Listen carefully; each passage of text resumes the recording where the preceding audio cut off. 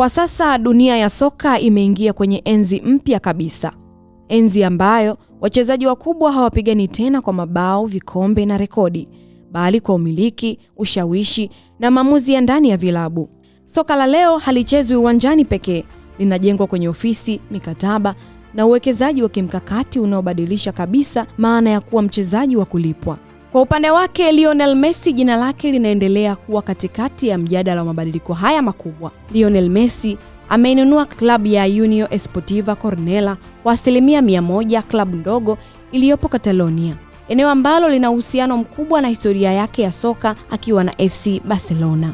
Ingawa safari yake bado inahusishwa zaidi na maisha ya uwanjani, uwepo wa jina lake kwenye mijadala ya uwekezaji unaonyesha wazi kwamba kizazi cha mastaa kinaanza kufikiria zaidi ya mwisho wa career zao. Hawajiandai tu kustaafu, wanajiandaa kumiliki. Kwa upande wa Cristiano Ronaldo, mabadiliko hayo tayari yanaonekana wazi zaidi. Kupitia uwekezaji wake wa CR7, ameweka msingi mkubwa wa biashara katika sekta mbalimbali kama hoteli, afya, mtindo wa maisha na miradi ya kimataifa ya uwekezaji. Lakini zaidi ya biashara hizo, Ronaldo ameanza kuhusishwa moja kwa moja na ushawishi ndani ya soka kupitia ushiriki wake wa kimkakati katika UD Almeria kwa 25% tangu Februari mwaka 2026. Hii inamweka katika nafasi tofauti kabisa, kutoka mchezaji aliyekuwa akipima mabeki uwanjani hadi mtu anayehusika na mustakabali wa klabu na maamuzi yake ya muda mrefu. Na kisha tunakuja kwa mfano mkubwa wa mabadiliko haya ya kizazi, David Beckham. Beckham aliondoka uwanjani na kuingia moja kwa moja kwenye umiliki wa Inter Miami kama mmiliki mwenza.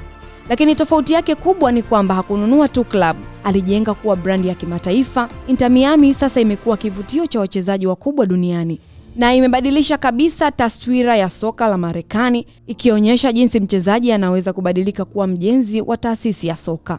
Kwa upande wa Ulaya, Luka Modric amejiweka kwenye kundi la wachezaji wanaoingia kwenye uwekezaji wa vilabu kwa kuchukua hisa katika Swansea City kama mmiliki mwenza mwaka 2024-2025. Hii inaonyesha mabadiliko ya mawazo kwa wachezaji wa kizazi cha zamani cha kiufundi.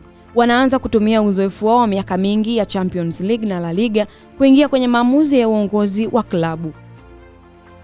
Kizazi kipya nacho hakiko nyuma. Kylian Mbappe amejiweka kwenye nafasi ya kipekee kwa kuhusishwa na umiliki katika CM Caen kwa 80% tangu mwaka 2024. Hii inamfanya kuwa mmoja wa wachezaji wachanga wanaoanza safari ya umiliki wakiwa bado kwenye kilele cha uwezo wao. Badala ya kusubiri kustaafu, wanaanza kujenga himaya mapema. Afrika nayo haijaachwa nyuma.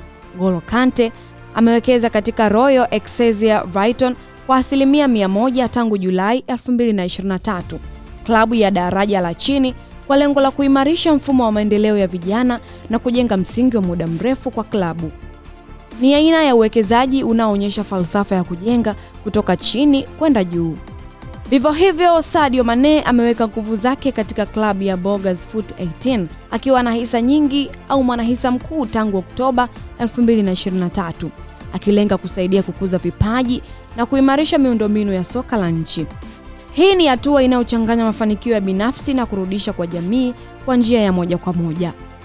Na hatimaye Wilfried Zaha amejiunga na kikundi cha wawekezaji katika AFC Croydon Athletic, akilenga kusaidia malengo ya vijana na mfumo wa klabu za nchi ambazo mara nyingi ndizo chanzo za vipaji vikubwa duniani. Hii si bahati mbaya, ni mabadiliko ya mfumo mzima wa soka. Wachezaji waliokuwa wakijulikana kwa miguu yao sasa wanajulikana pia kwa akili zao za biashara. Waliokuwa wakivunja rekodi uwanjani sasa wanavunja mipaka ya umiliki na uongozi nje ya uwanja. Na sasa swali si tena nani ni mchezaji bora. Swali ni nani anaanza kuandika sheria za mchezo wenyewe.